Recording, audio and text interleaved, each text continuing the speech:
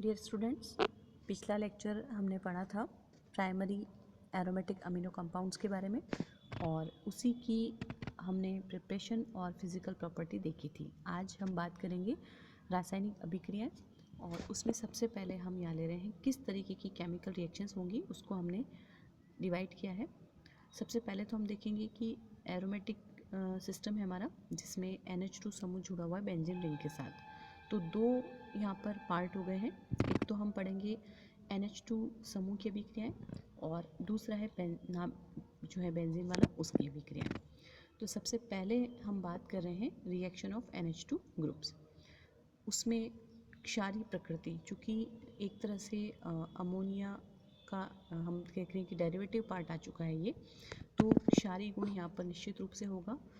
किस तरीके से इसकी सामर्थ्य होती है वो हम देखेंगे।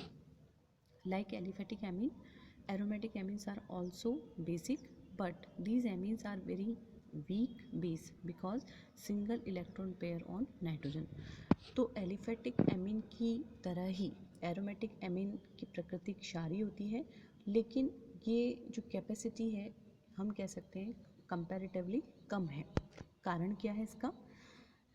अनुनादी संरचना आपके सामने ही दिख रही है यहाँ पर कि यहाँ पर NH2 नाइट्रोजन पर जो एकाकी इलेक्ट्रॉन युग्म उपस्थित होता है, लॉन पेयर ऑफ इलेक्ट्रॉन, यहाँ पर इसकी प्रकृति है इलेक्ट्रॉन डोनेट करने की, रिलीजिंग ग्रुप है ये। तो टूवर्ड्स द बेंजीन रिंग ये इलेक्ट्रॉन पेयर डोनेट करेगा और पूरी बेंजीन रिंग में आप देख सकते हो ऑर्थो और पैरा पोजीशन पर नेगेटिव चार्ज क्रिएट हो रहा है, जबकि नाइट्रोजन ने जब अपना इलेक्ट्रॉन पेयर डोनेट किया है तो उसकी वजह से यहाँ पे पॉजिटिव चार्ज आया है।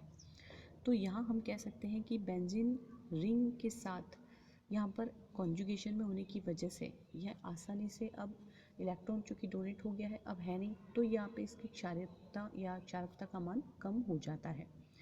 Positive charge is produced on nitrogen item, हमें क्लियर यहाँ पे दिख रहा है, which decreases its tendency to accept proton.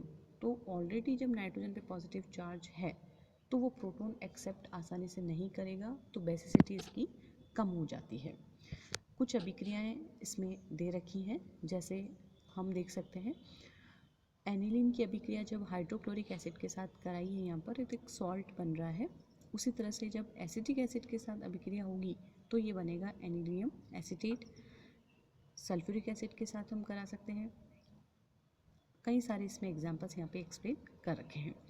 ये जो यहाँ पे बना है एडक्ट, इसका फर्दर जब हम जल अपघटन करवाते हैं तो ये जो सॉल्ट है ये दोबारा से जो हमारा ओरिजिनल कंपाउंड है, यानी कि वो पेरेंटल एसिड्स या हम कह सकते हैं हाइड्रोक्साइड में कन्वर्ट होता है। सेकेंड अभिक्रिया हम पढ़ते हैं alkylation. All amino compounds react with alkyl halide and forms secondary, tertiary and quaternary ammonium salt as a final product.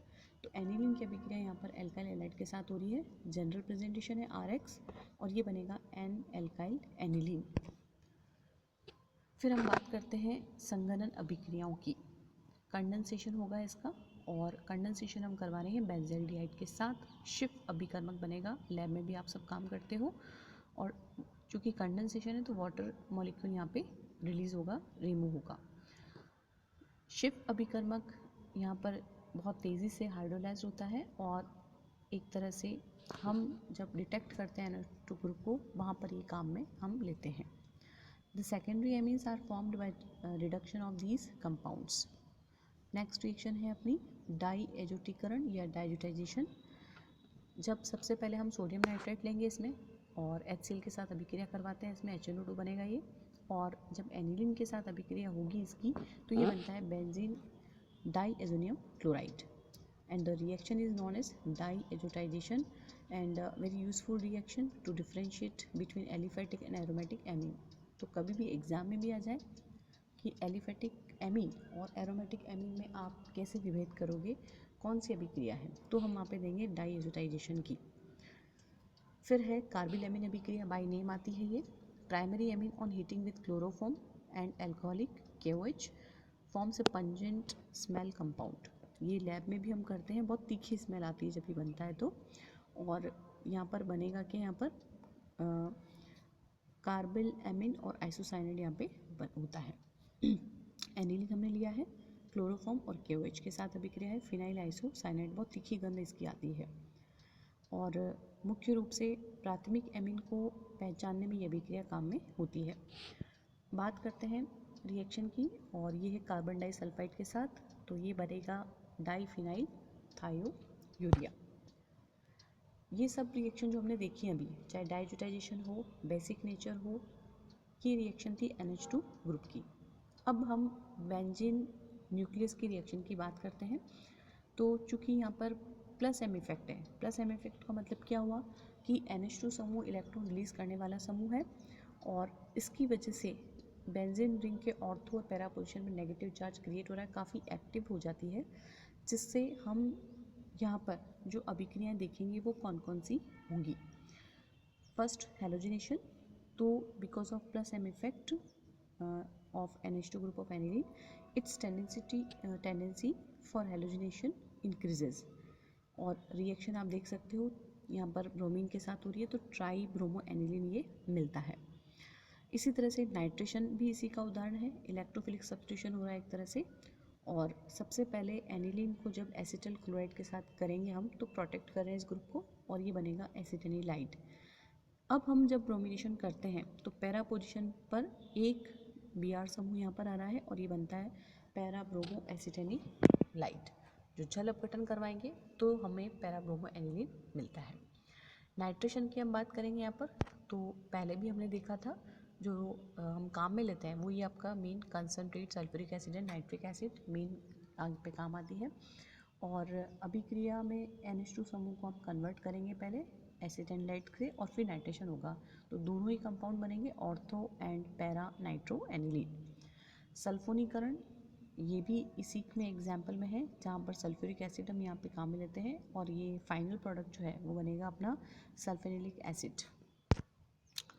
इसी तरह से रिएक्शन आती है डाई एजो कपलिंग रिएक्शन। तो बेंजीन डाइजोनियम क्लोराइड कपल होगा यहाँ पर एनिलीन के साथ में, और हमको एक ऑरेंज रेड कलर की डाई मिलती है पैरा अमीनो बेंजीन, जो डाई इंडस्ट्री में काफ़ी यूज़फुल है। नेक्स्ट है ऑक्सीडेशन रिएक्शन। तो जब ऑक्सीडाइजिंग एजेंट है उन पर ही डिपेंड करेगा, जैसे पोटेशियम डाइक्रोमेट और सल्फ्यूरिक एसिड लिया है, सांद्र सल्फ्यूरिक अम्ल, तो यहाँ पे जो कलर बनेगा वो हो रहा है इसका ब्लू। देन ब्लीचिंग पाउडर है तो वॉयलेट, एंड फिर अगेन हमने dilute H2SO4 copper sulphate and potassium dichromate लिया तो बन रहा है ब्लैक। सेम हाइड्रोजनेशन मीन्स निकल कैटलिस्ट की प्रेजेंस में रहने निकल अपने लिया है और प्रोवाइड कर रहे हैं, तो यहाँ पर बेंजीन रिंग जो प्रेजेंट हमें दिख रही है वो हट करके ये एलिफेटिक सिस्टम में कन्वर्ट हो रहा है। Cyclohexyl amine. फ्रीडल-क्राफ्ट रिएक्शन भी इलेक्ट्रोफिलिक सब्स्टिट्यूशन का बहुत अच्छा एग्जाम्पल है, जहाँ हम एनहाइड्रस LCl3 लेते हैं और ये बनेगा एसिटल रिएक्शन एल्काइल या एसाइल सब्स्ट्रेट प्रोडक्ट की। रिएक्शन विथ एल्कली मेटल, तो पोटेशियम यहाँ पे जैसे हम ले रहे हैं यहाँ पर, तो ये बनेगा पोटेशियो एनिलाइड। मर्क्यूरेशन हम यहाँ पर ले रहे हैं, और एल्कोहलिक मर्क्यूरिक एसिडेट जब रिएक्ट करता है एनिलीन के साथ तो ये बनता है ortho acetoxy mercury aniline. And last reaction with hypohalous acid we get NN dichloro aniline. तो ये सारी रिएक्शन हमने ध्यान रखनी है, एग्जाम में आती है। यूज़ की हम बात करें, डाई इंडस्ट्री में आती है, ये रबर इंडस्ट्री में, आर्टिफिशियल इंडिगो बनाने में काम आती है। Many useful reactions we have seen. तो ये आज अपना कंप्लीट हुआ है। नेक्स्ट एसिड एंड लेड हमने बाद में देखेंगे।